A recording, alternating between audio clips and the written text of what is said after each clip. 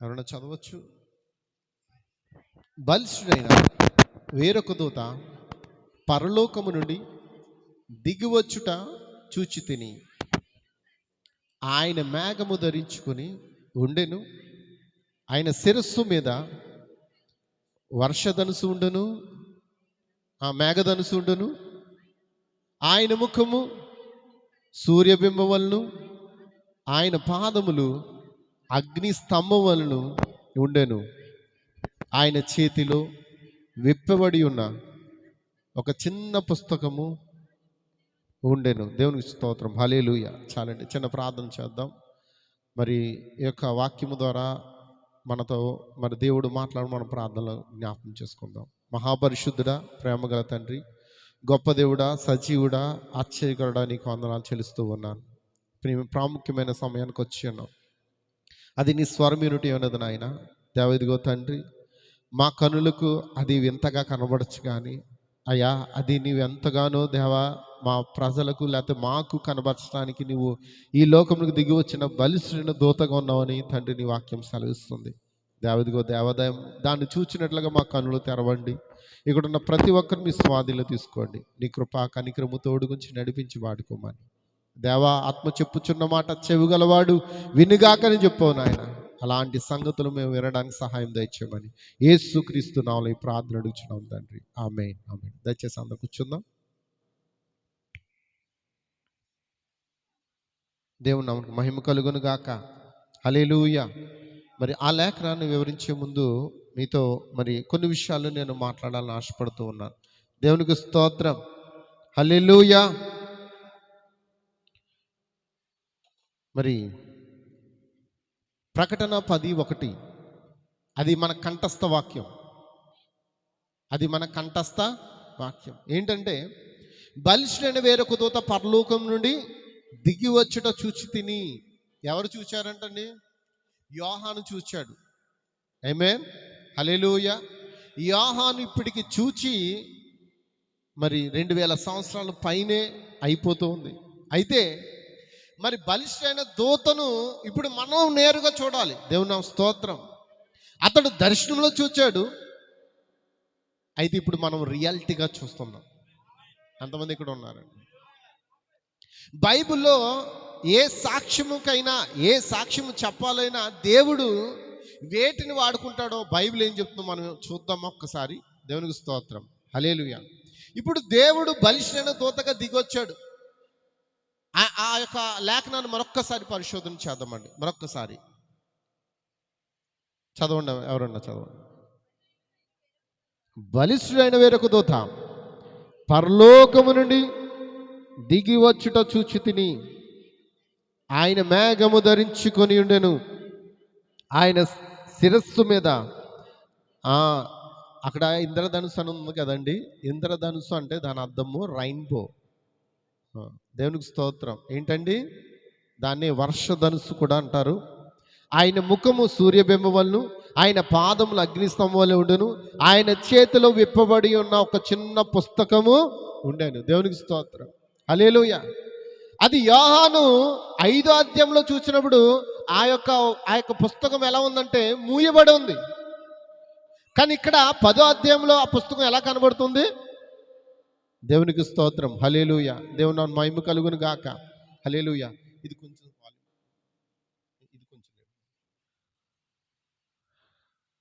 ఇప్పుడు మనకు కావాల్సింది ఏంటంటే, విప్పబడిన గ్రంథములో ఉన్న విషయాలు మనం తెలుసుకోవాలి. మీరు ఒక్కసారి ప్రకటన గ్రంథం 5వ అధ్యాయం 1వ వచనం. మరియు లోపటను వెలుపటను రాత కలిగి 7 ముద్రలు గట్టిగా వేసి ఉన్న ఒక గ్రంథము సింహాసనమందు ఆసీనుడు వాని కుడి చేత చూచి తిని, మరియు దాని ముద్రలు తీసి ఆ గ్రంథము ఇప్పటికైనను యోగ్యుడెవడైన బలిష్ఠుడైన ఒక దేవదూత బిగ్గరగా ప్రచురింపగా చూచి తిని. అయితే పరలోకమందు కానీ భూమి మీద కానీ భూమి క్రింద కానీ ఆ గ్రంథము ఇప్పటికైనను చూచుటికైను ఎవనికిని శక్తి లేకపోయిను. ఆ గ్రంథం ఇప్పటికైనా చూచుటికని యోగ్యుడెవడను కనబడినందున నేను బహుగా ఏడ్చుచుండగా. దేవుని నామమునకు మహిమ కలుగును గాక. యోహాను ఏం చేస్తున్నాడండి? బహుగా ఏడుస్తున్నాడు. ఎందుకంటే ఆ గ్రంథంలో విషయాలు తెలుసుకోవాలి. అతడు చూస్తూ ఉన్నాడు, ఆ గ్రంథం గురించి తెలుసుకోవాలని ఆశపడుతూ ఉన్నాడు. అయితే ఆ గ్రంథం చెప్పడానికి ఎవ్వరికి అక్కడ ఉన్న ప్రతి ఒక్కరూ, అంటే 24 పెద్దలు ఉన్నారు, 4 జీవులు ఉన్నాయి. దేవునికి స్తోత్రం. ఏమే లార్డ్. ఆ సింహాసనం చుట్టూ హల్లెలూయా 4 జీవులు ఉన్నాయి, 24 పెద్దలు ఉన్నారు. ఆ గ్రంథం విప్పడానికి ఎవరికి కూడా యోగ్యత లేదు. అప్పుడు యోహాను ఏం చేస్తున్నాడు? చూస్తూ ఏడుస్తున్నాడండి. ఎందుకు ఏడుస్తున్నాడంటే అందులో ఆ యొక్క వధువు యొక్క జీవం దాగి ఉన్నది. దేవునికి స్తోత్రం. హల్లెలూయా. అయితే ఏడ్చుచుండగా ఆ పెద్దల్లో ఒకడు వచ్చి ఏమన్నాడు? ఏడకుము, ఇదిగో దావీదు చిగురైన యోధా గోత్రపు సింహము 7 ముద్రలు తీసి ఆ గ్రంథమును విప్పుటకై జయము పొందనని నాతో చెప్పాను. మరియు సింహాసనకు ఆ 4 జీవులకును పెద్దలకు అంటే ఎంతమంది ఉన్నారు పెద్దలు? 24 పెద్దలు. దేవునికి స్తోత్రం. హల్లెలూయా. పెద్దలకును చదవండమ్మా. మధ్యను వధింపబడినట్లుండిన గొర్రెపిల్ల నిలిచి ఉండుట చూచి తిని, ఆ గొర్రెపిల్లకు 7 కొమ్ములను 7 కన్నులు ఉండను. ఆ కన్నులు భూమి అంతటికి పంపబడిన దేవుని 7 ఆత్మలు. హల్లెలూయా, హల్లెలూయా. ఆ 7 ఆత్మలే 7 సంఘ కాలాలకు పంపబడిన 7 దూతలై ఉన్నారు. ఎంతమందికి అర్థమవుతుంది? కాబట్టి మీరు నమ్మినా నమ్మకపోయినా ఆ యొక్క మనకు అందరికీ తెలిసింది, ఎఫెసు సంఘ కాలానికి పంపబడిన ప్రవక్త అపోస్తలుడైన పౌలు, స్ఫురణ సంఘానికి ఐరేనిస్, పెర్గమా కాలానికేమో మార్టిన్, తుయితెర సంఘ కాలానికి కొలంబా, సార్దిస్ సంఘ కాలానికి మార్టిన్ లూథర్, ఫిలదెల్ఫియా సంఘ కాలానికి జాన్ వెస్లీ, ఈ లవోదికు ఈ కాలపు విలియం మ్యారన్ బ్రాంహమ్ను దేవుడు పంపి ఉన్నాడు. వారు ఎవరంటే దేవుని యొక్క 7 కన్నులు, 7 దూతలు, ఆయన కుడి చేతిలో 7 నక్షత్రాలు ఉన్నాయా? మీరు ప్రకటన గ్రంథం 1వ అధ్యాయం చదివితే ఈ విషయాలన్నీ కనబడతాయి. ఆ సింహాసనం గురించి చూడాలంటే ప్రకటన 4వ అధ్యాయం చదవాలి. ఇప్పుడు 5వ అధ్యాయంలో అది మూయబడి ఉంది. ఆమేన్, హల్లెలూయా. అక్కడ ఏడుస్తున్నాడు. ఆ గ్రంథం విప్పడానికి ఎవరు యోగ్యులేడా అని చెప్పి తిరిగి చూడగా ఎవరు కనబడుతున్నారంట? వధింపబడినట్లుండిన గొర్రె పిల్ల కనబడుతుందండి. దేవునికి స్తోత్రం. రక్తము కారుచున్న ఆ యొక్క చేతులతో ఆ గ్రంథమును పట్టుకుని ఉండెను. దేవునికి స్తోత్రం. హల్లెలూయా, హల్లెలూయా. దేవుని మహిమ కలుగును గాక. ఆయన కృప చూపించు వారికి ఆయన గొర్రె పిల్లగా ఉన్నాడు. ఆ కృప లేకపోతే ఆయన ఎలా మారిపోతాడు? యోధా గోత్రపు సింహం వలె మారిపోతూ ఉన్నాడు. దేవునికి స్తోత్రం. దేవుని మహిమ కలుగును గాక. సరే, నేను నేరుగా పాయింట్కి వస్తున్నాను. ఎక్కువసేపు మిమ్మల్ని ఉంచను. కానీ ఈరోజు ఎందుకంటే ఈరోజు మరి 2వ ఆరాధన కూడా యొక్క సాయంకాల సమయంలో ఉంది. అయితే ఈరోజు మీకు ఒక చిన్న మాటను చెప్పాలనుకుంటున్నాను. నిన్న డేట్ ఏంటండి? ఫిబ్రవరి 28. ఈ ఫిబ్రవరి 28న 1963లో 1963లో అరిజోనా ప్రాంతంలో ఫ్లాగ్స్టాఫ్ అనే ఒక స్థలంలోనికి ఆయన మేఘముగా దిగొచ్చాడు. దేవునికి స్తోత్రం. ఎలా దిగొచ్చాడండి? మేఘముగా. మీరు చూడాలనుకుంటే మీరు ఇంటర్నెట్లో మీ నెట్ దాన్ని ఉపయోగించి చూడండి. 1963 రాసుకోవచ్చు, ఫిబ్రవరి 28. దాని గురించి నాసా వాళ్ళు తీసిన ఫోటో, అది నాసా వాళ్ళు తీసిన ఫోటో. హల్లెలూయా. ఈ బలిష్ఠుడని వేరొక దూతగా ఆయన దిగొచ్చి ఆయన ఏమన్నాడు? మేఘము ధరించుకుని వస్తానని చెప్పాడు. అవునా కదా? వస్తానని చెప్పిన దేవుడు వస్తే నువ్వు నమ్మాలా నమ్మకూడదా? ఈరోజు చాలామంది సేవకులను అడిగినప్పుడు మాకు అది అనవసరం అండి, ప్రకటన గ్రంథం మాకు సంబంధం లేదు, మేము 4వ అధ్యాయం వరకే మాకు సంబంధం, మిగతా అధ్యాయాలు మాకు సంబంధం లేదు. దేవునికి స్తోత్రం. నేను అంటాను, ప్రకటన గ్రంథం ఎలా రాయబడిందంటే ఒక పజిల్స్ గేమ్. పజిల్స్ అంటే ఒక బొమ్మను, ఒక ఛాయాచిత్రం చేయాలంటే ముందు గేమ్ అనేది మన ముందు ఉంటుంది. ఆ గేమ్లో చూడండి ఎలా ఉంటుంది. ఒక బొమ్మని ముక్కలు చేసి ఏం చేస్తారు? అక్కడ కొంచెం, ఇక్కడ కొంచెం, ఇక్కడ కొంచెం, ఇక్కడ కొంచెం. బైబిల్ కూడా అలాగే ఉండదు. అక్కడ కొంచెము ఇక్కడ కొంచెము. ఉందా లేదా బైబిల్ ఆ మాట? హల్లెలూయా. అక్కడ కొంచెం ఇక్కడ కొంచెం మొత్తం అంతా కలిపి కృప ద్వారా మనకు వాక్యం వస్తుంది. దేవుని నామమునకు మహిమ కలుగును గాక. హల్లెలూయా. అయితే ఈ ఫిబ్రవరి 28వ తారీఖున వచ్చిన అతీతమైన మేఘమే మిస్టరీ క్లౌడ్. ఏంటండి? Mystery cloud. ఈ క్లౌడ్ కోసం చాలా అపోహలు ఉన్నాయి. చాలామంది దాన్ని నమ్మట్లేదు. అయితే ఈరోజు విత్తనము దాన్ని ఏం చేస్తుంది? నమ్ముతుందండి. దేవుని నామమునకు మహిమ కలుగును గాక. హల్లెలూయా. హల్లెలూయా. వస్తానని చెప్పిన దేవుడు రాకమానేస్తాడా? మొదట ఎలా వస్తానన్నాడు? బైబిల్ ఏం సాక్ష్యాలు ఇస్తుంది? అయితే ఆకాశాన్ని కూడా దేవుడు వాడుకుంటాడా అని అంటే బైబిల్ ఏం చెప్తుందో చూద్దామండి. దేవుని నామమునకు మహిమ కలుగును గాక. కీర్తనల గ్రంథము 19వ అధ్యాయము. కీర్తనల గ్రంథము 19వ అధ్యాయం. త్వరగా మొదటి వచనం. ఆకాశములు దేవుని మహిమను వివరించుచున్నవి, అంతరిక్షము ఆయన చేతి పనిని ప్రచురపరచుచున్నది. పగటికి పగలు బోధ చేయుచున్నది, రాత్రికి రాత్రి జ్ఞానము తెలుపుచున్నది. వాటికి భాష లేదు, మాటలు లేవు, వాటి స్వరము వినబడదు. వాటి కొలనులు భూమి అంతటా వ్యాపించి ఉన్నది. లోక దిగంతముల వరకు వాటి ప్రకటనలు బయలు వెళ్ళుచున్నవి. వాటిలో ఆయన సూర్యునికి గుడారము వేసెను. అతడు తన అంతఃపురములో నుండి బయలుదేరు పెండ్లి కుమారుని వలె ఉన్నాడు. సూర్యుడు పరిగెత్తను ఉల్లసించినట్లు తన పదమునందు పరిగెత్తను ఉల్లసించుచున్నాడు. దేవునికి స్తోత్రం. హల్లెలూయా. హల్లెలూయా. అతడు ఆకాశమున ఈ దిక్కు నుండి బయలుదేరి ఆ దిక్కు వరకు దాని చుట్టూ తిరిగి వచ్చుచున్నాడు. అతని వేడిమికి మరుగైనది ఏదియూ లేదు. దేవునికి స్తోత్రం. హల్లెలూయా. హల్లెలూయా. ఎంతమందికి అర్థమవుతుందండి? దేవుని యొక్క కార్యములు ఎవరు వివరిస్తున్నారంటండి? ఆకాశం వివరిస్తుందా? ఆమేన్. అంతరిక్షం ఆయన యొక్క మహిమను వివరిస్తున్నాయా? చాలామంది ఏమంటారు, పరలోక రాజ్యాన్ని మేము చూసామని నాసా వాళ్ళు ఏం చేశారు? ఒక ఫోటోని పంపించారు. నాసా వాళ్ళు ఒక ఫోటోని తీసుకుని ఏం చేశారు? మేము పరలోక రాజ్యంలో ఎన్నో అసలు మనం అక్కడ ప్రయాణం చేయాలంటే ఒక మనిషి ఆయుష్ కూడా సరిపోదంట. మనిషి ఆయుష్ కూడా సరిపోనంత దూరంలో ఒక ఇమేజ్ని తీసి వాళ్ళు ఏం చేస్తున్నారు? ఒక నాసా వాళ్ళు ఫోటో పెట్టారు. ఎవరైనా చూసారు? అది పేపర్లో కూడా వేశారండి, న్యూస్ పేపర్లో కూడా వేశారు, ఈనాడు పేపర్లో కూడా వేశాడండి. దేవునికి స్తోత్రం. అయితే గమనించండి, దేవుడు తన కార్యములను ఆకాశమందు రుజుపరుచుకుంటాడు. ఆమేన్. ఎంతమంది ఆమేన్ అంటారు? ఆయన ఏమయ్యానంటే నిన్న నేడు నిరంతరము ఒకటే రీతిగా ఉన్నాడు. ఆయన మారని దేవుడుగా ఉన్నాడు. ఆయన మార్పు లేని దేవుడుగా ఉన్నాడు. ఆయన ఇశ్రాయేలు ప్రజలను మేఘస్తంభం నుండి నడిపిస్తే ఆయన అదే దేవుడు ఈ రోజును కూడా ఆయన ప్రజలకు మేఘస్తంభంగా ఉన్నాడు.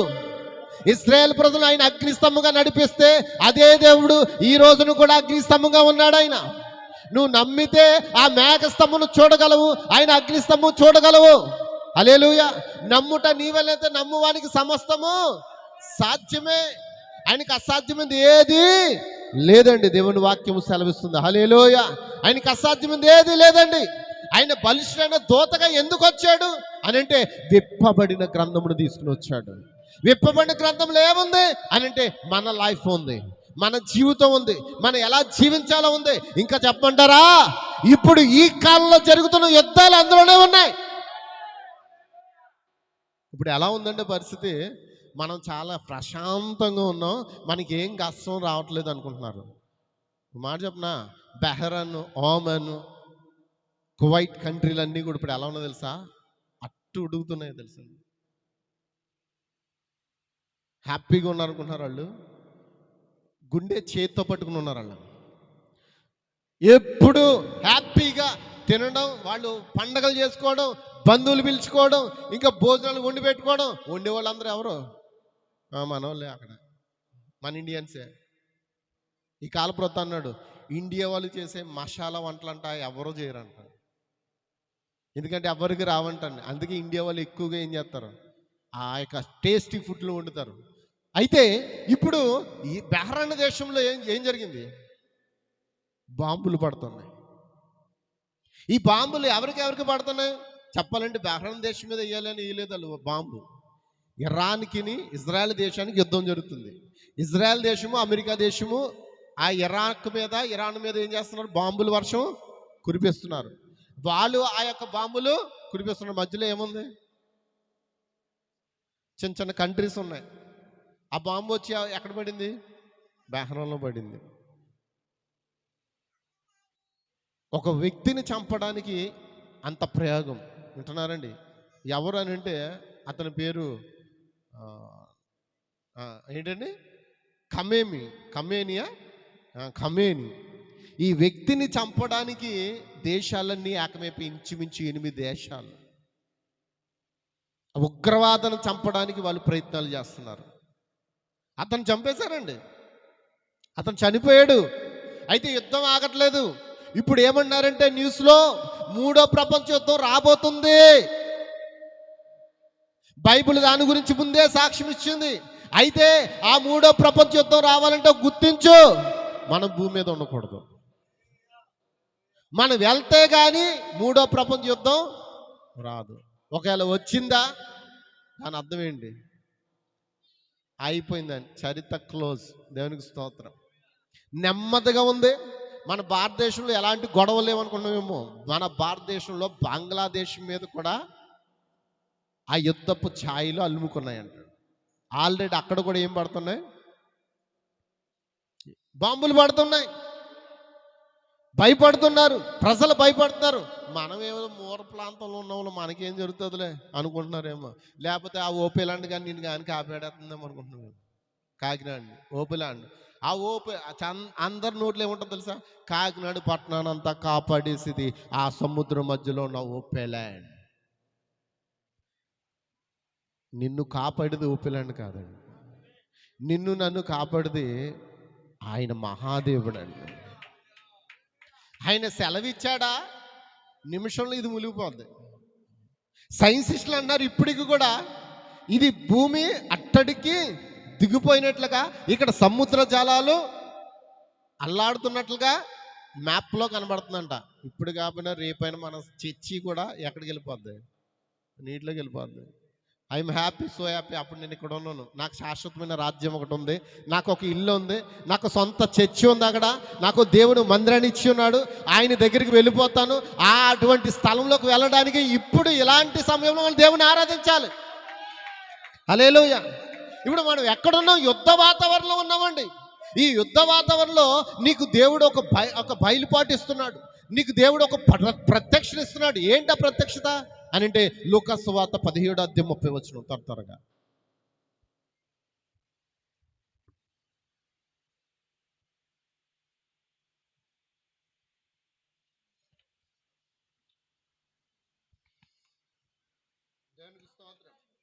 ఆ ప్రకారమే మనిషి కుమారుడు. ఏ ప్రకారం అంట? అంతకు ముందు ఒక వచనం ఉంటుంది, 27వ వచనం నుంచి చదవండి అమ్మా.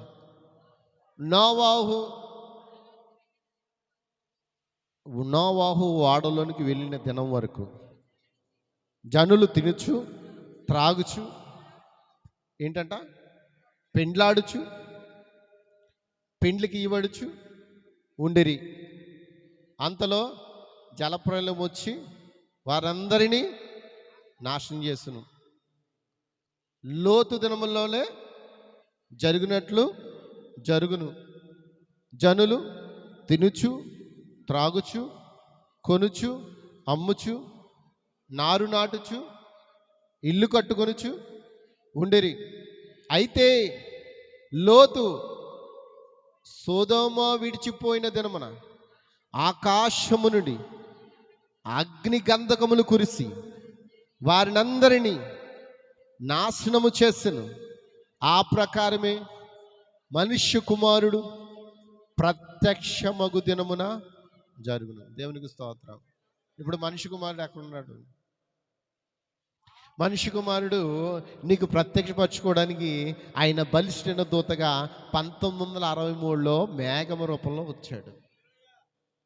చాలామంది ఎటకారం చేస్తారు, మీ దేవుడికి తల ఉంది, మీ దేవుడికి. క్రైస్తవులే అండి, వీళ్ళు క్రైస్తవులు అండి. మీ దేవుడికి తలే ఉంది, మొండం లేదా? ఎంతమందికి అర్థమవుతుందండి? ఏమిటి? సంఘానికి శిరస్సు ఎవరు? బైబిల్లో ఉందండి. ఎఫెసీ పత్రికలో 5వ అధ్యాయంలో సంఘమునకు శిరస్సు క్రీస్తు అనియు. హల్లెలూయా. మరి సంఘానికి శిరస్సు క్రీస్తు అయితే మరి సంఘం ఏమై ఉంది? శరీరము కాదా? హల్లెలూయా. మనం అందరం ఆయన శరీరము కాదా? ఆయన బలిష్ఠైన దూతగా దిగొచ్చాడు. కుడి పాదమేమో సముద్రం మీదను, ఎడం పాదమేమో భూమి మీద మోపి నిలిచాడు. ఎందుకు నిలిచాడండి? సరదాగానా? ఆయన కుడి పాదము, చెప్పండి అక్కడ ఏముందండి? కుడి పాదము, ఎడం పాదము. ఇవి కూడా తెలుసా? భూమి మీద కంటే సముద్రంలో ఉండే జంతువు, క్రూర జంతువు ఒకటి రాబోతుంది. చాలామంది లివియతాన్ గురించి, ఏషియాలో ప్రవచనాన్ని గురించి చెప్తున్నారు. లివియతాన్ అది చాలా పెద్ద జంతువు అని. కానీ అది ఎలా పోల్చేదానికన్నా బైబిల్ ప్రకారంగా అది క్రూర జంతువు అని రాయబడి ఉంది. అది క్రూర ముఖం అని ఉంది. The beast. ఆ క్రూర ముఖం మీద ఆయన కుడి పాదం పెట్టాడు. ఎందుకంటే అధికారం ఆయనకే ఉంది. ఎడం పాదం భూమి మీద పెట్టాడు. ఏంటి దాని అర్థము? భూమి మీద ఉన్న శక్తుల మీద ఆయన కాలు పెట్టాడు. సముద్రం మీద ఉన్న శక్తుల మీద కాలు పెట్టి అణిచి సింహము గర్జించినట్లుగా ఆర్భటించి, సింహము గర్జించినాడు. సింహం వలే కాదు, సింహం వలె గర్జించేవాడు ఎవడు? అపవాది. అటు సింహం కాదు కదా. అటు సింహం కాదు కాబట్టి అప్పుడప్పుడు ఏం చేస్తాడు? సింహం వలె గర్జించి ఎవరు దొరుకుతారా, ఎవరు మింగుదామా అని ఏం చేస్తున్నాడు వాడు? దొరుకుతున్నాడు, వెతుకులాడుతున్నాడు. ఎవరు పడిపోతున్నారంటే ఆడు వాళ్ళు యవనస్తులండి. దేవునికి స్తోత్రం. దేవుని మహిమ కలుగును గాక. హల్లెలూయా, హల్లెలూయా. సింహము గర్జించినట్లుగా ఆయన ఆర్భటించి గర్జిస్తూ ఉన్నాడు. ఏంటనంటే ఆయన విప్పబడిన గ్రంథంతో దిగొచ్చున్నాడు. దేవునికి స్తోత్రం. విప్పబడిన గ్రంథంలో ఏముంది? మన జీవితం ఉంది, వాక్యం ఉంది, మనం ఎలా జీవించాలని రాయబడి ఉంది. యుద్ధాలు ఉన్నాయి, మనం ఎలా ఎత్తబడతాము, మనం అలా 3 ఏండ్ల పెండ్లి విందులో ఎలా ఉంటాము, ఎలా 1000 ఏండ్ల పాలన ఎదుర్కోబోతున్నాం, అన్ని విషయాలు కూడా ఆ యొక్క విప్పబడిన గ్రంథం. కనబడుతుందా? ఏం గ్రంథం అండి? విప్పబడిన గ్రంథం అండి. ఇది మూయబడింది కాదండి, ఇది విప్పబడిన గ్రంథం. నీవు దీనిలో చదివినప్పుడు చాలా విషయాలు ఇందులో ఉంటాయి. 3వ ప్రపంచ యుద్ధం కోసం ఇందులో రాయబడింది. 2వ ప్రపంచ యుద్ధం కోసం రాయబడింది. 1వ ప్రపంచ యుద్ధం కోసం రాయబడింది. హల్లెలూయా. ఇంకో మాట చెప్తాను. ఇప్పుడు యుద్ధాలంట బాంబుల ద్వారా చంపుకుంటున్నారు. ఈ కాల ప్రవచనం చెప్పాడు. ఏంటి తెలుసా? సూక్ష్మ క్రిమి యుద్ధం అంట. ఏంటది అంటే? ఏంటి? ఆల్రెడీ అయిపోయింది. కరోనా ప్రయత్నం చేశారా లేదా? ఇప్పుడు ఆయన ఇంకో చెప్పాడండి, కరోనరీ గుండెపోటు గురించి చెప్పాడండి. ఏంటండి అది? ఆ గుండెపోటు పేరేంటండి? ఇప్పుడు ఇంజక్షన్ చేసుకున్న వాళ్ళందరూ ఏమైపోతున్నారు? మనం బ్రతుకున్నామంటే దేవుని కృప. ఇక్కడ 3 ఇంజక్షన్లు చేయించుకున్న వాళ్ళు ఉన్నారు, 2 ఇంజక్షన్లు చేయించుకున్న వాళ్ళు ఉన్నారు, అసలు ఇంజక్షన్ కూడా చేయించుకోకుండా ఉన్న వాళ్ళు కూడా ఉన్నారండి. భయపడి పారిపోయి బాత్రూంలో దాక్కున్న వాళ్ళు కూడా ఇక్కడ ఉన్నారు. చేయించుకున్నావు నువ్వు? అసలు చేయించుకోలేదా? ఈ బాబు అయితే అసలు చేయించుకోలేదు. దేవునితో ఈయన అదృష్టవంతుడు. నేనైతే 2 చేయించుకున్నాను. ఎంతమంది ఇక్కడ 2 చేయించుకున్నారు? ఆయన ఏకంగా 3 చేయించుకున్నారు. ఎన్ని చేయించుకున్నా దేవుని సెలవు లేకపోతే మన దగ్గరికి గుండెపోటు కూడా. ఒకవేళ గుండెపోటు వస్తే ఏం చేస్తుంది? ఈ పాత కోటు తీసేసి కొత్త కోటు ఇస్తుంది అంతే. మరణం మన స్నేహితుడు, కానీ ఆయన సెలవు లేకుండా మరణం మన దగ్గరికి రాదు. అలా వచ్చిందా దేవుడు అనుమతి ఇచ్చాడని. దేవుడు అనుమతి ఇవ్వకుండా ఏది నీ దగ్గరికి రాదు. ఒకటే చిన్న చేంజ్ ఏంటంటే, ఈ స్థలమును విడిచి ఏం చేద్దాం?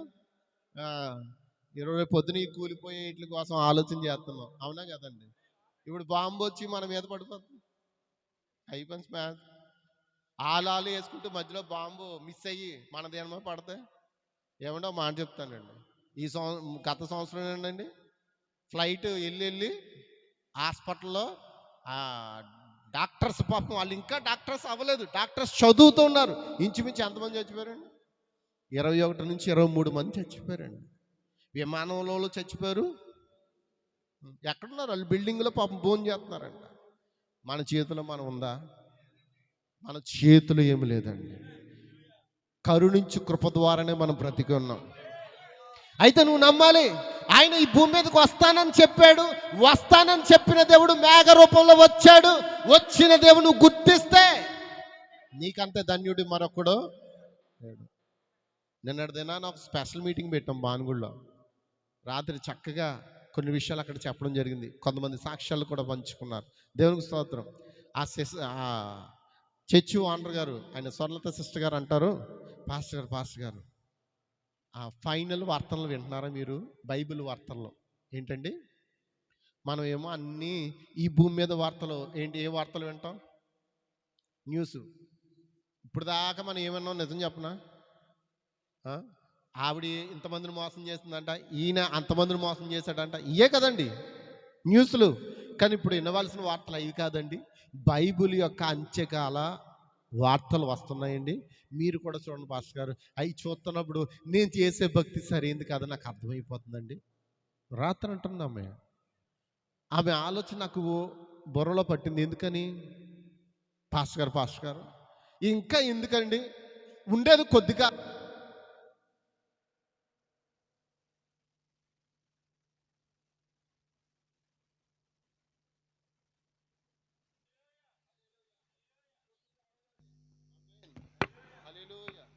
దేవునికి స్తోత్రం. హల్లెలూయా. ఇంకా ఎంతకాలం అండి? ఈ కొద్ది కాలంలో ఎందుకండి ఆస్తులు గొడవలు అన్నీ కూడా తలపోటు అయిపోతుందండి. ఎప్పుడు ఉంటావో ఎప్పుడు పోతాయో తెలీదు. ఈ కొద్ది కాలంలోనే ఈ కోపాలు, ద్వేషాలు, నిజంగా ఇవన్నీ ఒక క్రైస్తవుడికి తగవండి. తిరిగి జన్మించిన వాడు వాటి వైపు అస్సలా చూడడండి. వాడికి కావాల్సింది వాక్యమేనండి. వాడికి కావాల్సిన విత్తనం అండి. విత్తనం అయితే పట్టుకుంటుంది భాస్కర్ అని చెప్పాడు. ఆమేన్. హల్లెలూయా. దేవుని మహిమ కలుగును గాక. ఎంతమంది ఆలోచిస్తూ ఉన్నారు? ఆమేన్. ఇప్పటికి 1963 ఫిబ్రవరి 8 జరిగి ఎన్ని సంవత్సరాలు అవుతుంది? కరెక్ట్గా 63. ఆయన 1963లో వచ్చాడు. ఇప్పుడు 2026 28కి ఫిబ్రవరి 28కి 63 ఇయర్స్ అవుతుంది. 63 సంవత్సరాలు అవుతుంది. ఇజ్రాయెల్ దేశం లెక్క ప్రకారంగా ఆయుష్ అంతా 70 సంవత్సరాలు అధిక బలం ఉంటే ఎవరు ఆయుష్ ఇది? సమాధుల దగ్గర వాక్యం చదివేటప్పుడు పాస్టర్ గారు ఒక మాట చెప్తారు. ఏమంటారంటే, మా ఆయుష్ 75 సంవత్సరంలో అధిక బలం ఉంటే అది ఎవరు ఆయుష్? ఇజ్రాయెల్ ఆయుష్ అండి. అది మానవుని ఆయుష్ అంతా 120 సంవత్సరాలు. కానీ ఇప్పుడు 20 సంవత్సరాలు నిండకుండానే ప్రజలు ఏమైపోతున్నారు? టపా కట్టేస్తున్నారు. మాకు అక్కడ ఓ ఫ్లెక్స్ ఎడుతుంటారు. వారానికి ఓ ఫ్లెక్స్, 10 రోజులకు ఓ ప్రెస్. ఆ ఫ్లెక్స్ పుట్టినరోజు ఫ్లెక్సో తెలీదు, పోయిన ఫ్లెక్సో తెలీదు. ఆడి ఫోటోలు ఈ ఫోటోలు ఒకలాగే ఉంటాయి. ఆడి స్టైల్ ఈ స్టైల్ ఒకలాగే ఉంటాయి.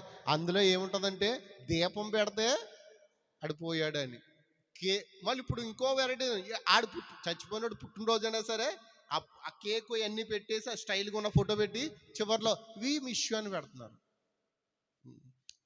ఆడు పుట్టినాడు, బతికున్నాడేమో ఆడు పుట్టినరోజు చేస్తున్నారు అనుకున్నాం. చచ్చిపోయినాడు కూడా పుట్టినరోజు చేస్తున్నారండి ప్రజలు. ఎలాంటి ఘోరమైన దినాలు అంటే, బ్రతికున్న మనము ఎలా జీవించాలో కూడా ప్రజలు ఏం చేయట్లేదండి, లెక్క చేయట్లేదు. విచ్చలవిడిగా ఖర్చు పెట్టుకునే దినాలండి ఇవి. డబ్బు తక్కువ, చెప్పాలి, డబ్బు తక్కువ, సోకులు ఎక్కువ. ఎంతమంది అర్థం చేసుకుంటున్నారండి? డబ్బులు తక్కువేనా, సోకులు ఎక్కువ. నువ్వు సంపాదన తక్కువ, ఖర్చు ఎక్కువ. కానీ చివరికి ఏమైపోతున్నామో తెలియని దినాల్లోకి వెళ్ళిపోతూ ఉన్నారండి. దేవునికి స్తోత్రం. యుద్ధ వాతావరణం అలుముకుంటుంది. అయితే ఈ దినాల్లో కూడా దేవుడు నీకు బలిష్టైన దూతగా ఒక హామీ ఇస్తున్నాడు. ఇదిగో నన్ను వెంబడించండి, నన్ను పట్టుకోండి, నన్ను నమ్మండి, నా వైపు తిరగండి, నేను మీ వైపు తిరుగుతాను, మీకు నేను హెల్ప్ చేస్తాను, మీకు నేను సహాయం చేస్తానంటున్నాడు. దేవుని నామమున మహిమ కలుగును గాక. హల్లెలూయా, హల్లెలూయా. ఒక మాట చెప్తూ ఉంటాను. ఇందాడ ఒక మాట మీకు చదివించాను. ఆయన ఎక్కడ ప్రత్యక్షపరుచుకుంటాడంట? ఆకాశంలో. ఉందా, చదివారా? అమ్మ చదివారా? ఆకాశంలోనే ప్రత్యక్షపరుచుకుంటాడు. బైబిల్లో కొన్ని పర్వతాలు ఉన్నాయి. ఉన్నాయంటారా? ఉన్నాయండి. బైబిల్లో కొన్ని పర్వతాలు నోవహు దినాలు ప్రస్తావించినప్పుడు మనం ఖచ్చితంగా దేని గురించి వింటామంటే ఆరారత్ అనే పర్వతం గురించి వింటాం. ఎందుకంటే ఇప్పుడే కూడా ఆరారత్ పర్వతం మీద ఏమున్నది? నోవహు వాడ ఉన్నది. ఏమేనంటారా? దేవునికి స్తోత్రం, హల్లెలూయా. ఒకవేళ నోవహు గురించి వర్తమానం చెప్పినప్పుడు ఖచ్చితంగా ఆరారత్ను తలుచుకోకుండా మనము ఉండలేం. ఎంతమంది ఏదో అర్థం చేసుకుంటున్నారు? అబ్రామును తలిచినప్పుడు అబ్రాము గురించి ఒక పర్వతం ఉంది.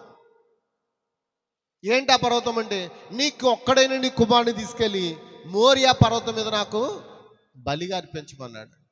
అబ్రాము గురించి చెప్పినప్పుడు ఖచ్చితంగా మనం ఎవరి గురించి చెప్తాం? మోరియా పర్వతం గురించి ఎత్తుకుంటాం. దేవునికి స్తోత్రం. మోషే గురించి ఎత్తుకున్నప్పుడు 2 పర్వతాలు కనబడతాయి. ఒకటి సీనాయి, ఇంకోటి హోరేబు. ఆయన మొట్టమొదటిగా దర్శించిన ఆ పొదలో అగ్నిస్తంభంగా దిగి వచ్చిన కొండ హోరేబు, దేవుని కొండ. దేవునికి స్తోత్రం. దేవుని పర్వతం. దేవుని మహిమ కలుగును గాక. నెక్స్ట్ ఇంకోటి ఏంటండి? చెప్పాలి. ఇంకోటి ఏంటండి? సీనాయి. అందరు ఇక్కడ ఉన్నారా? సీనాయి కొండ మీదకి ఆయన వచ్చాడా? నిన్నటిదిన అని మాట్లాడుకున్నామండి. రాత్రి కాలసంలో బాన్గూడి ప్రాంతంలో సీనాయి పర్వతం మీదకి వచ్చాడండి. ఎవరు మాట్లాడలేదు. వచ్చాడా? ఒకసారి నిర్మకాండం 19 త్వరగా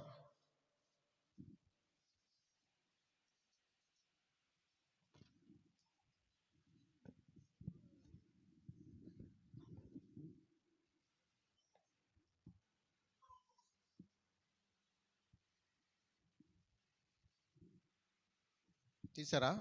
నిర్మకాండం 19 మొదటి వచనం.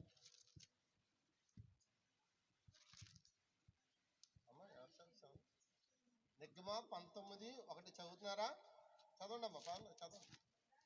ఇజ్రాయెల్ ఐగుప్తు దేశం నుండి బయలుదేరిన 3వ నెలలో, వారు బయలుదేరినాడే 3వ నెల ఆరంభ దినమందే వారు సీనాయి అరణ్యమునకు. ఇప్పుడు మనం ఏ నెలలో ఉన్నాం? ఏమండి, మనం ఏ నెలలో ఉన్నాం? 3వ నెల మొదటి దినమేనా? ఏమండి, 3వ నెల మొదటి దినమేనా? అమ్మ అర్థం చేసుకుంటున్నారా? ఇజ్రాయేలు ప్రజలు ఐగుప్తు దేశం నుండి బయలుదేరిన 3వ నెలలో, వారు బయలుదేరినాడే 3వ నెల ఆరంభ దినమందే వారు సీనాయి అరణ్యమునకు వచ్చిరి. వారు రెఫిదీము నుండి బయలుదేరి సీనాయి అరణ్యమునకు వచ్చి ఆ అరణ్యమందు దిగిరి. అక్కడ ఆ పర్వతం ఎదుట ఇజ్రాయేలు విడసిరి. మోషే దేవుని యొద్దకు ఎక్కిపోవగా యెహోవా ఆ పర్వతం నుండి అతన్ని పిలిచాను. దేవునికి స్తోత్రం. అప్పుడు దేవుడు ఎక్కడున్నాడు? సీనాయి కొండ మీద ఉన్నాడు. సీనాయి కొండ మీద ఆయన పలుకుతూ ఉన్నాడు. మోషే నువ్వు పైకి రమ్మని పిలుస్తూ ఉన్నాడు. అప్పుడు మోషే ఏం చేశాడు? హల్లెలూయా. మోషే దేవుని యొద్దకు ఎక్కిపోవగా యెహోవా ఆ పర్వతం నుండి అతన్ని పిలిచి, నీవు యాకోబు కుటుంబీకులతో ముచ్చటించి ఇజ్రాయేలుకు తెలుపవలసింది ఏమనగా, నేను ఐగుప్తులకు ఏమి చేస్తునో మిమ్మల్ని గ్రద్ద రెక్కల మీద మోసి నా యొద్దకు మిమ్మల్ని ఎట్లు చేర్చుకుంటునో మీరు చూచితిరి. కాగా మీరు నా మాట శ్రద్ధగా విని నా నిబంధన అనుసరించి నడిచిన ఎడల మీరు సమస్త దేశ జనుల్లో నాకు స్వకీయ సంపాద్యమగుదురు. దేవునికి స్తోత్రం, హల్లెలూయా. నేను మరలా నీ ప్రజలకు నేను కనబడతానని ఆ ఒక మాట చెప్పాడు. దేవునికి స్తోత్రం. ఒక్కసారి 10వ వచనం. యెహోవా మోషేతో, నీవు ప్రజల యొద్దకు వెళ్ళి నేడును రేపును వారిని పరిశుద్ధపరచుము. వారు తమ బట్టలు ఉదుక్కొని 3వ నాటికి సిద్ధముగా ఉండవలను. 3వ నాడు యెహోవా ప్రజలందరి కన్నుల ఎదుట సీనాయి పర్వతం మీదకి దిగివచ్చును. నీవు చుట్టూ ప్రజలకు మేరని ఏర్పరిచి, మీరు ఈ పర్వతం ఎక్కవద్దు, దాని అంచును ముట్టవద్దు. భద్రము సుమి, ఈ పర్వతము ముట్టు ప్రతివానికి మరణశిక్ష తప్పక విధింపబడును. హల్లెలూయా. ఎవడను చేతితో దాన్ని ముట్టకూడదు. ముట్టినవాడు రాళ్లతో కొట్టబడవలను, లేక పడవబడవలను. మనుషుడు గాని మృగము గాని బ్రతకూడదు. బోరధ్వని చేయనప్పుడు వారి పర్వతం యొద్దకు రావలను. దేవునికి స్తోత్రం. అప్పుడు మోషే పర్వతం మీద నుండి ప్రజల యొద్దకు దిగివచ్చి ప్రజలను పరిశుద్ధపరచగా వారు తమ బట్టలు ఉదుక్కుండ్రి. అప్పుడు అతడు 3వ నాటికి సిద్ధంగా ఉండి ఏ పురుషుడు స్త్రీని చేరకూడదని చెప్పాను. 3వ నాడు ఉదయమైనప్పుడు ఆ పర్వతం మీది ఉరుములు, మెరుపులు, సాంద్ర మేఘము, బోర యొక్క మహాధ్వనియు కలగగా పాలెములో ప్రజలందరూ వణికిరి. దేవుని ఎదుర్కొనుటకు మోషే పాలములో నుండి ప్రజలను అవతలకు రప్పింపగా వారు పర్వతము దిగువకు నిలిచిరి. యెహోవా అగ్నితో సీనాయి పర్వతం మీదకి దిగి వచ్చినందున. అక్కడ దిగి వచ్చాడండి. పర్వతం మీదకి దిగి వచ్చాడా లేదా? పర్వతం మీద ఆకర్షణ ఉంది. దేవుని చిత్తం ఇదే. వచ్చే వారం దాన్ని నేర్చుకుంటామండి. ఏంటండి వర్తమానం వేరు? పర్వతం మీద ఆకర్షణ. ఒక్కొక్క పర్వతం మీద ఒక్కొక్క ఆకర్షణ ఉంది. ఇప్పుడు ఆ సీనాయి పర్వతం మీదకి దేవుడని యెహోవా అగ్నితో దిగొచ్చాడా? ఎవరిని కలుసుకోవడానికి? ఆయన ప్రజలను కలుసుకోవడానికి. దేవునికి స్తోత్రం. హల్లెలూయా. మరొక మాట చూపిస్తాను. 24వ అధ్యాయం, నిర్గమకాండం 24వ అధ్యాయం, 24వ అధ్యాయం 15వ వచనం. మోషే కొండ మీదకి ఎక్కినప్పుడు ఆ మేఘము కొండను కమ్మాను. దేవునికి స్తోత్రం. మేఘం ఏం జరిగిందండి అంటే, మేఘం అనేది ప్రతి సబ్జెక్ట్లో ఉంది. నవో దినాల్లో మేఘం ఉందా? ఉందా? అసలు అది ఎప్పుడంటే 2వ నెల 17వ తారీఖున ఆకాశ తుమ్ములు విప్పబడ్డాంట. అప్పుడు మేఘము అంతా ఏం చేసింది?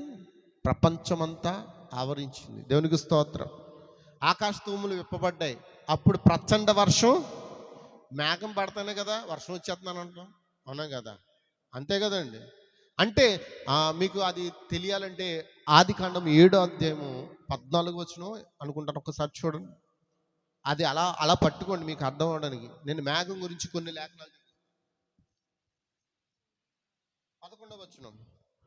నోవహు వయసు యొక్క 600 సంవత్సరం 2వ నెల 17వ దినమున మహా అగాధ జమున ఓటలన్నీ అతని మీదే విప్పబడును. దేవునికి స్తోత్రం. అంటే దాని అర్థం ఏంటి? దాని అర్థం ఏంటి అని అంటే, ఆ ఓటలని విప్పాలంటే అక్కడ ఏముండాలి? అమ్మ మనకు వర్షం ఎలా వస్తుంది? అక్కడ పైన ఏముంది? ఉందా లేదా? ఉందా అమ్మా? ఉందా? మాట్లాడట్లేదు. మేఘం ఉంటేనే వర్షం వస్తుంది, ఉత్తినే రాదు. దేవునికి స్తోత్రం. హల్లెలూయా. అవి నోవహు దినాల్లో మేఘం. అయితే నోవహు దినాల్లో మరొక మేఘం వచ్చిందంట. అది ఏంటి? ఒకసారి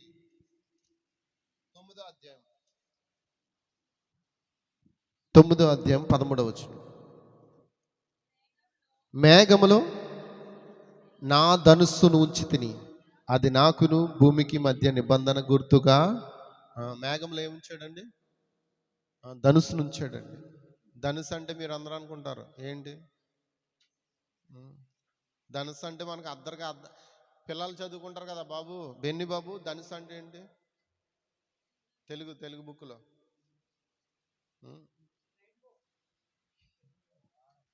అది ఏంటమ్మా? అది తెలుగు బుక్లో ఏముంటుందండి? ధనస్సు అంటే ఏముంటుంది? బాణం ఉంటుంది. అక్కడ ఉన్నది బాణం కాదండి, అది రైన్బో. దేవుడు రైన్బో నుంచాడు. దేవుడు ఏమన్నాడంటే, ఇదిగో ఇక్కడ నీకు నాకు ఒక నిబంధన సూచనగా ఈ రైన్బో నుంచుతున్నాను. ఇంకెన్నడూ ఈ భూమిని నీటితో నాశనం చేయను. అందుకే వర్షం పడినప్పుడు ఏమవుతుంది? అప్పుడప్పుడు మనకి రెయిన్బో కలర్స్ ఎన్ని ఉంటాయి? 7 కలర్స్. బైబిల్ చెప్తుంది దాని గురించి. దేవుని నామమున మహిమ కలుగును గాక. భూమి మీద ఉన్న ప్రతి దానికి కూడా బైబిల్లో సాక్ష్యం ఉన్నది. మరి ఈరోజు మనకు కూడా ఒక సాక్ష్యం ఉందంటారా? ఎంతమంది ఆమేన్ అంటారు? హల్లెలూయా. ఇప్పుడు అక్కడ మేఘంలో ప్రత్యక్షమయ్యాడా? నోవహుకు ప్రత్యక్షమయ్యాడా? దేవుని నామమున మహిమ కలుగును గాక. అబ్రాహాముకి మోరియా పర్వతం మీద ప్రత్యక్షమయ్యాడా? మోషేకు హోరేబు కొండ మీదను సీనాయి పర్వతం మీద ప్రత్యక్షమయ్యాడా? దేవునికి స్తోత్రం. ఒక మాట, చిన్న మాట చెప్తాను. మోషేకు 19వ అధ్యాయంలో దేవుడు ఏమి ఇచ్చాడంటే, ఆ సీనాయి పర్వతం మీద 10 ఆజ్ఞలు ఇచ్చాడు. ఇచ్చాడా? ఏమిచ్చాడండి? 10 ఆజ్ఞలు. అంటే ఆయన పర్వతం మీదకి వస్తే ఏదో ఒకటి ఇస్తాడు. నోవాహుకు ఏమిచ్చాడు? వాగ్దానం ఇచ్చాడు. ఇంకెన్నడు ఈ ప్రపంచమును, అప్పుడు ధర్మశాస్త్రం లేదు కదండి. అమ్మ అందరూ నా వైపు చూడండి. దేవునికి స్తోత్రం. అక్కడ ఏమిచ్చాడు? వాగ్దానం ఇచ్చాడు. ఇంకా ప్రపంచాన్ని నేను నాశనము చేయను. అబ్రాహాము దినంలో మోరియా పర్వతం మీద ఏమిచ్చాడు అని అంటే తన ప్రాణాన్ని ఇచ్చాడు. ఏమిచ్చాడండి? ఎవరు ప్రాణాన్ని? దేవుడే తన ప్రాణాన్ని అక్కడ అర్పించాడు. ఎలాగునా? గొర్రె పిల్లగా. ఎందుకంటే అక్కడ గొర్రె పిల్లలు తిరిగే సమయము అక్కడ, లేకపోతే ఆ యొక్క స్థలము కాదండి. కానీ ఆ గొర్రె పిల్ల పొట్టేలు, ఆ కొమ్ములు, ఆ యొక్క ముళ్ళ కంపలో బంధింపబడినట్లుగా అబ్రాహాము చూచాడు. దాన్ని తీసుకొచ్చి ఇస్సాకు ప్రతిగా ఏం చేశాడు? దాన్ని బలి ఇచ్చాడు. అంటే ఇప్పుడు ఆ గొర్రె పిల్ల స్థానంలో ఎవరు వచ్చారంటే ప్రభువైన యేసుక్రీస్తు. ఇస్సాకుకు ప్రతిగా బలి అయిన గొర్రె పిల్ల మన ప్రభువైన యేసుక్రీస్తు. అది కూడా పర్వతం మీద, గుర్తుపెట్టుకోండి. మరి మోషే దగ్గర సీనాయి పర్వతం మీద 10 ఆజ్ఞలు ఇచ్చాడు. ఇచ్చాడా? ఎన్ని ఆజ్ఞలండి? ఈ 10 ఆజ్ఞల్లో మనకి టక్టకమంటే ఒక ఆజ్ఞ చెప్పండి. పైన ఆకాశం అందును కింద భూమి అందును దేని రూపమును మీరు ఏం చేసుకోకూడదు? విగ్రహంగా చేసుకోకూడదు, రూపాన్ని చేసుకోకూడదు. హల్లెలూయా. ఇంకా నీ దేవుడైన యెహోవా నామమును వ్యర్థంగా మనం ఏం చేస్తాం? చాలాసార్లు ఎటకారంగా కూడా వాడతాం. ఎటకారంగా అంటే కూరలో ఉప్పు ఎక్కువైపోయింది అనుకో, నువ్వేమంటావు? యేసుక్రీస్తు నామమున ఉప్పు తగ్గిపోను కాక అంటే ఇప్పుడు నువ్వేం చేస్తావు? నీ భార్య అంటదే వచ్చి ఉప్పు ఎక్కువైపోయిందండి, కారం అయిపోయింది, ఏం తెలియట్లేదంటే, ఏం తెలియలేదు పాస్టర్ గారు చెప్పారు కదా. ఏం చేయాలా? యేసుక్రీస్తులో ఉప్పు కారం తగ్గిపోను కాక. అందులో తగ్గదు, నీ బాడీలో తగ్గిపోదు. ఎంతమందికి అర్థమవుతుంది? అంటే వ్యర్థంగా మన ఆ నామాన్ని ఏం చేయకూడదు? ఉచ్చరించకూడదు. ఇంకా నీ తల్లిని నీ తండ్రిని సన్మానించడం అంటే ఏంటి? అది కూడా చెప్పండి. సన్మానించడం ఏంటి? ఈ రోజున సన్మానించడం అంటే ముదిమి వయసు వచ్చేసాక, ముసలోళ్ళు అయిపోయాక కుర్చీలో కూర్చుని ఇలా ఊగుతుంటే సలువ కప్పి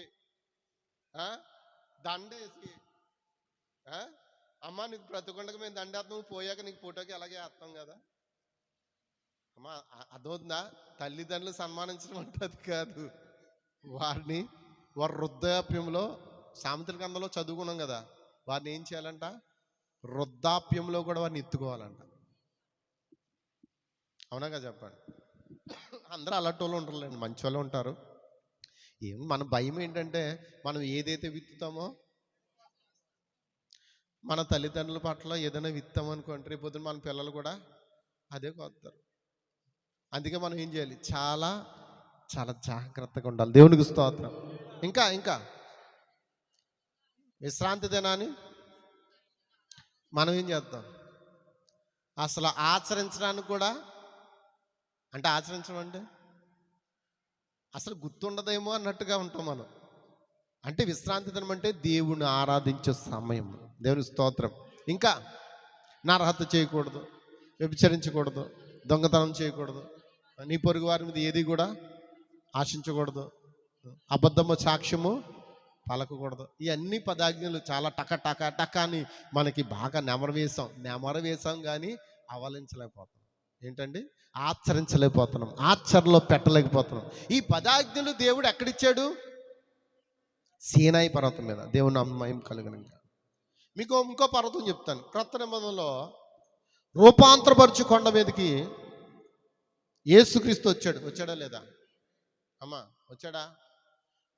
యేసుక్రీస్తుతో పాటు పరలోకం నుండి ఎవరు వచ్చారు? వచ్చారా? మోషే ఎలియాలు వచ్చారు.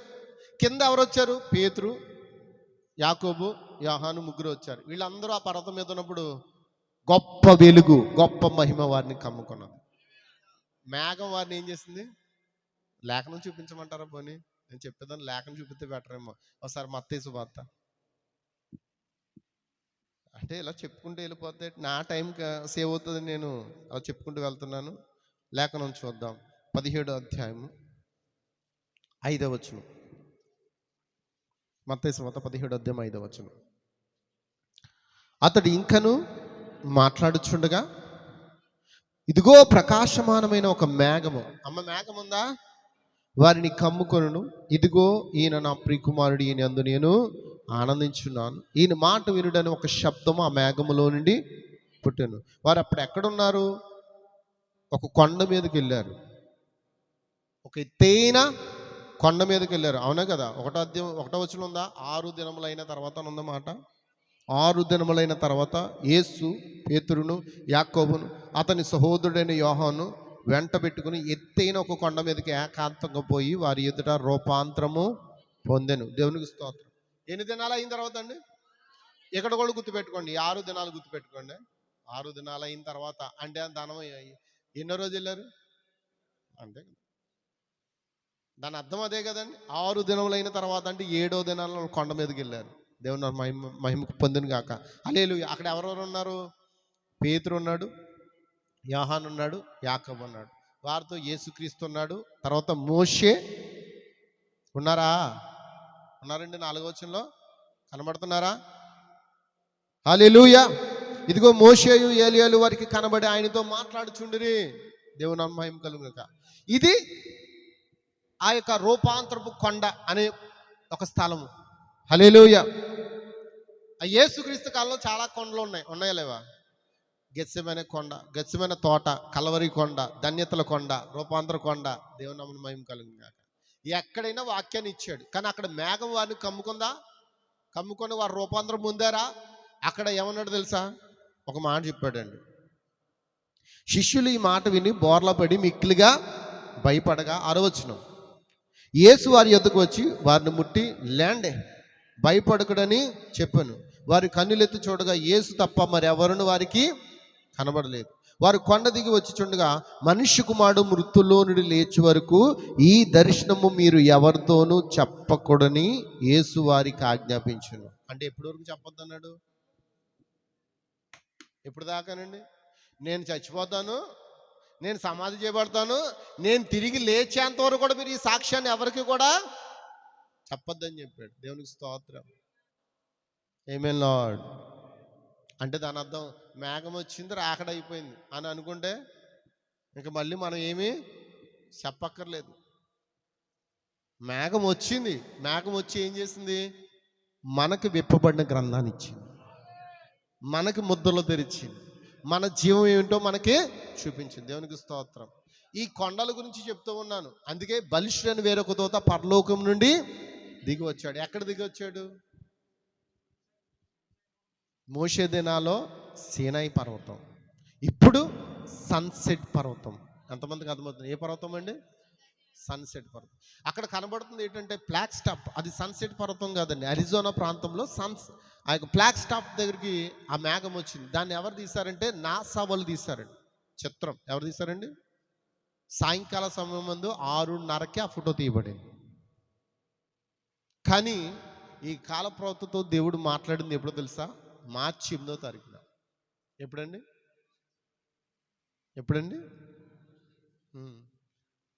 మరి దానికి దీనికి చాలా రోజులు ఉన్నాయి కదా. ఆ ప్లేస్ ఈ ప్లేస్కి చాలా డిఫరెన్స్ ఉంది. దేవునికి స్తోత్రం. ఆ ప్లేస్ దగ్గరికి వెళ్ళమని దేవుడే చెప్పాడు. ఇంచుమించు 1740 కిలోమీటర్లు జెఫర్సన్ విల్ నుంచి టూసాన్కి బయలుదేరాడు.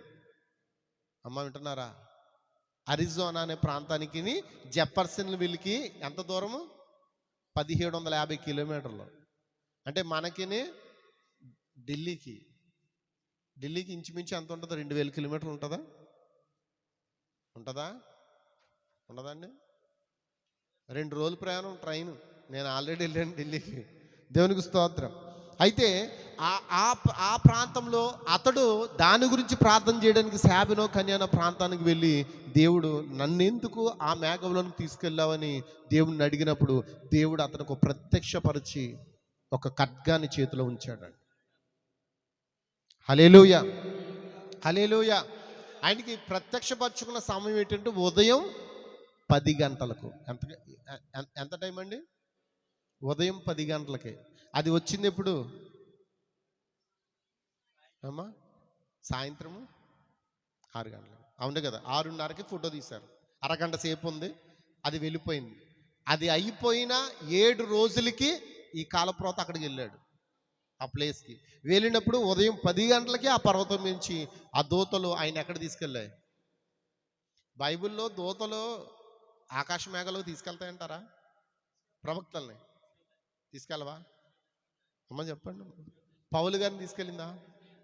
ఎక్కడ తీసుకెళ్ళింది పౌలు గారిని? 3వ ఆకాశంలోకి తీసుకెళ్ళింది. ఇంత గొప్ప సాక్షి సమూహము మేఘం వలె నన్ను ఆవరించినందున దేవునికి స్తోత్రం. 3వ ఆకాశంలోకి వెళ్ళిపోయాడు పౌలు. మరి ఈ కాలపు ఏలియా మొదట ఆకాశంలోనికి తీసుకెళ్ళాడంట. ఇంచుమించు విమానాలు తిరిగే ప్లేస్ అయితే 5-6 మైళ్ళు, అంటే ఇంచుమించు 5-6 మైళ్ళు. కానీ ఇది ఎంత ఎత్తులో ఉందంటే 26 మైళ్ళు అండి. అంటే 26 మైళ్ళు అంటే ఇంచుమించు ఎన్ని వేల కిలోమీటర్లు ఉంటుంది? దేవునికి స్తోత్రం. విమానాల కంటే ఎత్తైన స్థలంలో ఆ ఆకారం ఉన్నదండి. అది అప్పుడు తీయబడింది ఫోటో. నాసా వాళ్ళు తీశారు ఆ ఫోటో. అందరికి అర్థమవుతుందండి. కానీ ఈయన భూమి మీద నుంచి కొంత ఎత్తులోనికి ఆ మేఘంలోనికి కొనిపోబడినప్పుడు ఆ 7 దూతల ద్వారా ఏర్పడిన ఆ యొక్క చిత్రమే ఆ యొక్క ఏమంటారు దాన్ని, క్లౌడ్, లేకపోతే మహిమ మేఘముగా అది రూపొందిందండి. దేవునికి స్తోత్రం. దానికి రుజువు ఏంటో మీకు చెప్పాలి నేను. ఇక్కడ 6 దినాలైన యేసుక్రీస్తు దినాలు ఎన్ని దినాలండి? 6 దినాలైన తర్వాత 7 దినాలు వాళ్ళు ఎక్కడికి వెళ్ళారు? రూపాంతరపరచు కొండ మీదకి వెళ్ళారు. అవునా? మోషే దినాలు సీనాయి పర్వతం ఎన్ని దినాలు అయిన తర్వాత వెళ్ళారు? ఒకసారి చూపిస్తాను. 24వ అధ్యాయం త్వరగా ముగిస్తాను. నిర్గమకాండం 24వ అధ్యాయం తీశారండి.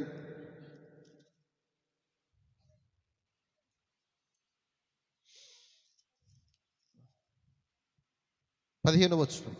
మోషే కొండ మీదకి ఎక్కినప్పుడు ఆ మేఘము కొండను కమ్మెను. యెహోవా మహిమ సీనాయి కొండ మీద నిలిచెను. మేఘము 6 దినములు దాన్ని కమ్మును. ఎన్ని దినాలండి అమ్మా? ఎన్ని దినాలు? అప్పుడు 7వ దినమున ఆయన మేఘములో నుండి మోషేను పిలిచినప్పుడు యెహోవా మహిమ ఆ కొండ శిఖరం మీద దహించు అగ్ని వలె ఇజ్రాయేలు కన్నులకు కనబడను. అప్పుడు మోషే ఆ మేఘములో ప్రవేశించి కొండ మీదకి ఎక్కాను. మోషే ఆ కొండ మీద రేయింబగలు 40 దినములు ఉన్నాడు. దేవునికి స్తోత్రం. ఎంతమందికి అర్థమవుతుంది? హల్లెలూయా. అక్కడేమో ఆ సీనాయి పర్వతం మీద ధర్మశాస్త్రం ఇవ్వబడింది. రూపాంతరపరచు కొండ మీదేమో సాక్ష్యం ఇవ్వబడింది. మోషే ఏలియాలు గురించి సాక్ష్యం ఇవ్వబడింది. మోషే ఏలియాలు ఎందుకు వచ్చారో తెలుసా అమ్మా? మోషే ఎవరికి సాదృశ్యం ఉన్నాడు? మోషే దేనికి సాదృశ్యం ఉన్నాడు అని అంటే, మోషే చనిపోయి సమాధి చేయబడ్డాడు. అతని సమాధి మరలా కనబడలేదు. అతడు మరలి ఎక్కడికి వెళ్ళిపోయాడండి? పరలోక రాజ్యానికి వెళ్ళిపోయాడు. అవునా కదా? అతడు ఎలా ఉన్నాడంటే క్రీస్తునందు మృతులకి సాదృశ్యంగా ఉన్నాడండి. మరి ఏలియా ఎందుకు వచ్చాడు అని అంటే, ఏలియా ఎవరంటే ఆనోకు సజీవంగా ఎత్తబడ్డాడు.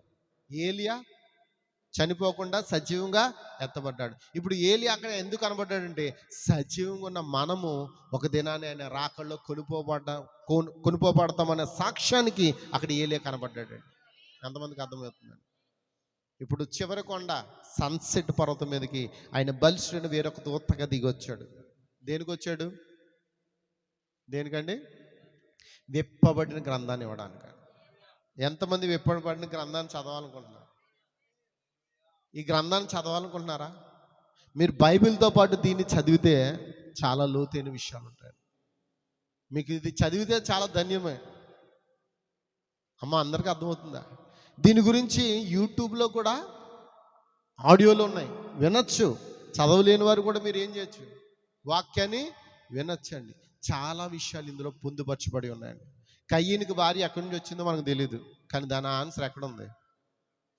బైబిల్లోంచి దీంట్లో వివరణ తీసుకొచ్చాడు. కొన్ని మర్మయుక్తమైన సంగతులు బైబిల్లో కొన్ని ఎలా ఉంటాయంటే, అవి ప్రశ్నార్థకంగా మిగిలిపోతాయి. కానీ ఆ ప్రశ్నలన్నిటికీ జవాబు ఇచ్చిందే ఈ 7 ముద్రల ఏం పేరండి? 7 ముద్రల ప్రత్యక్షత గ్రంథం. మీరు దీన్ని చదవడం ప్రారంభించండి. మీకు ఏ డౌట్లు ఉన్నా అడగండి. దేవునికి స్తోత్రం. మీ దగ్గర ఎవరి దగ్గర లేకపోతే చెప్పండి, నా దగ్గర ఉంది, నేను ఇస్తాను మీకు. అమ్మా వింటున్నారా? మీరు చదువుతానంటే ఈరోజే మీకు ఈ బుక్ని నేను ప్రజెంట్ చేస్తాను. ఎంతమంది దగ్గర ఉన్నాయి బుక్స్ ఇవి? ఎవరింట్లో ఉన్నాయి? మీరు ఒక్కటే ఉందండి బ్రదర్, ఇంకెవరి దగ్గర లేదా? ఉన్నదా? 2 ఉన్నాయా? 2 పుస్తకాలు ఉన్నాయి, ఇంకెవరి దగ్గర లేవా? ఉన్నాయా? మీ దగ్గర కూడా ఉంటుంది. 3 మీ దగ్గర కూడా ఉంది కదండి పెద్దనాన్న గారు. 7 మొదలు ప్రత్యక్ష గ్రంథం లేదా? దానికి స్తోత్రం. సరే, మీరు ఒకవేళ లేకపోతే నన్ను అడగండి, నాకు కలుగున్నది నేను ఇస్తాను. దేవునికి స్తోత్రం, దేవునికి స్తోత్రం. ఖచ్చితంగా దాన్ని చదవండి. ఎందుకనంటే ఈ యుద్ధాలకు కారణం ఏంటో మీకు అర్థమవుతుంది. మనం యుద్ధాలు జయించాలంటే యుద్ధాలు ఏమి జయించలేమండి. జయించేవాడు ఎవరున్నారు? ఎంతమంది నమ్ముతూ ఉన్నారండి? దేవునికి స్తోత్రం. కాబట్టి ఆయన కూడా ఈ కాలంలో మన కొరకు బలిష్ఠైన వేరొక దూతగా వచ్చి మనకి విప్పబడిన గ్రంథంతో మర్మాలు బోధించి ఉన్నాడు. అందుకొరకే ఈరోజు వాక్యం మన దగ్గరకు వచ్చింది. మనం ధన్యులమేనా? దేవుని నామను బట్టి మీ అందరినీ దేవుడు దీవించిన గాక. God bless you, God bless you. మనం ప్రార్థన చేద్దామండి. మనం వచ్చిన రెండు జీవన పరిష్కారం ప్రార్థన.